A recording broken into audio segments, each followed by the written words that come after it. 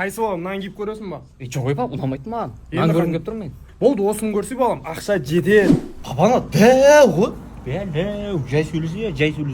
Жеңген қарасашы. Не болыпты дәу болса, сен бар, мен бар, киеміз ғой. 2 жыл киесің әлі. Астында ұзын. Жай сөйлесе. Бүкіл ел жұрт қаратып тұр ғой қазір, позорыма ше.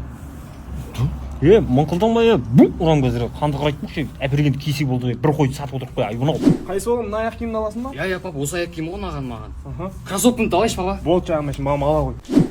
Папана спортивмен қалай кием? Дәу ғой. Не болыпты аяқ киім ғой ештеңе алмайды.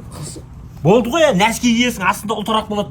Киіп жүре бересің ғой. Аяғым түсіп қалды. Жақсы, алдыңда ұрып өлтірем қазір. Жоқ онда саған аяқ киім.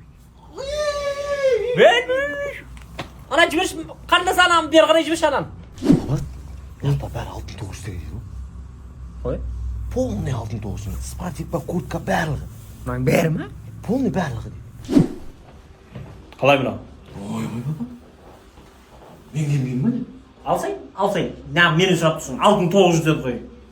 Өзің ба ондай келдік қойсың папа? Енді киініп алсай бар ма еді? Киініп ал бар. Мына мамаң естімесін өлтіреді екеумізді.